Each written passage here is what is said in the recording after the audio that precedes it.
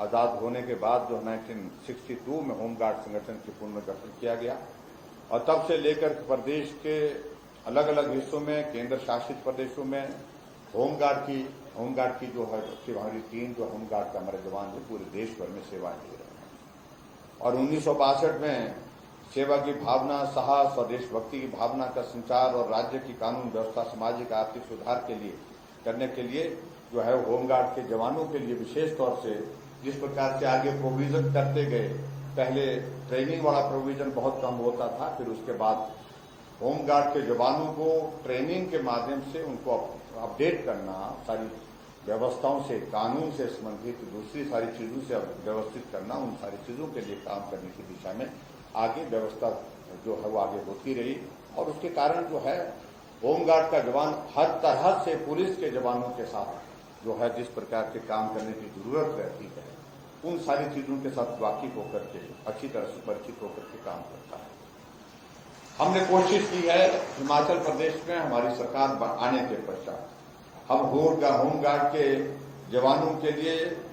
जहां उनके सम्मान को वृद्धि करने की बात है, उसको मजबूत करने की दृष्टि से और उसके साथ साथ में उनको सुविधा देने की दृष्टि से हमने बेहतरीन काम करने की हमने कोशिश की है, ये मैं आपके बीच में कहना चाहता हूं। और 3 महीने पहले ही हमारी सरकार ने होमगार्ड का जवानों का जो हमारा जो मानदेय 675 रुपए से बढ़ा करके 883 रुपए प्रतिदिन का निर्णय लिया और इससे प्रदेश के हजारों हमारे होमगार्ड जवानों को उसका लाभ मिला और उनके परिवारजनों को भी बहुत बड़ी उस दृष्टि से बड़ी राहत मिली है। और होमगार्ड जवानों का अगर मैं कहूं तो 20,258 रुपए प्रति माह का मानदेय पहले था और इसमें बढ़ोतरी करने के बाद अब 26,492 रुपए प्रति माह जो है वो मानदेय हो गया है।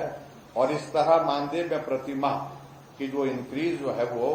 6,234 रुपए की इंक्रीज जो है 1 महीने की हुई है आपकी मेरे ख्याल से। क्यों मैं गलत बोल रहा हूं? इतनी तो हमारी भी नहीं हुई है, हमारी जो थोड़ी सी बढ़ती है तो सब कहां बढ़ गई, नेताओं की बढ़ गई। लेकिन हमने कहा नेताओं की हमने अपने कार्यकाल में नेताओं की नहीं बढ़ाई, जवानों की बढ़ाई है, ये मैं आपको कहना चाहता हूं। और मुझे इस बात की भी खुशी है कि जो हमारे होमगार्ड के जवानों को जो दिए जाने वाला जो मानदेय है उस पर सरकार जो है 3 करोड़ रुपए और प्रति माह और प्रति वर्ष जो है 34 करोड़ रुपए खर्च कर रही है। केवल होमगार्ड के जवानों की बात अगर मैं कहूं तो हमारी सरकार ने, प्रदेश सरकार ने जो है वित्तीय लाभ की अगर हम बात करें तो हमने होमगार्डों तक हमने सीमित नहीं रखा, सभी कर्मचारियों के लिए जो भी किया जा सकता था वो हमने करने की कोशिश की है। अब सभी कर्मचारियों के लिए छठे जो वेतन आयोग की सिफारिशें लागू की है, ये भी हमने पूरा किया है और जिससे हमारे हिमाचल प्रदेश के लाखों कर्मचारियों को उसका निश्चित रूप से एक बहुत बड़ा और उनके परिवारजनों को एक बहुत बड़ा लाभ मिला है। इसके अलावा होमगार्ड के जवानों के लिए जिले या फिर प्रदेश से बाहर तैनाती जब होती है तो 60 रुपए प्रतिदिन की दर से हिसाब से जो उनको भत्ता देने की जो व्यवस्था उसको भी हमने शुरू किया है, ताकि जो है होमगार्ड का जवान अगर प्रदेश से बाहर जाता है तो उसके लिए वहां पर भी थोड़ी मदद और करनी चाहिए और ज्यादा मदद होनी चाहिए। और मुझे इस बात को लेकर के ये भी प्रसन्नता कि 1 जनवरी 2016 से 31 दिसंबर 2021 तक एरियर देने का निर्णय भी हमारी सरकार ने हाल ही में लिया है और उससे आपको बहुत बड़ी राहत हमारे होमगार्ड के जवानों को भी मिलेगी, ऐसा मेरा मानना है। और जहां तक नए वेतनमान की अगर हम बात करें तो हमने नए वेतनमान को लागू करते हुए होमगार्ड के जवानों को उनके जो पारिश्रमिक भत्ते में जो वृद्धि हुई है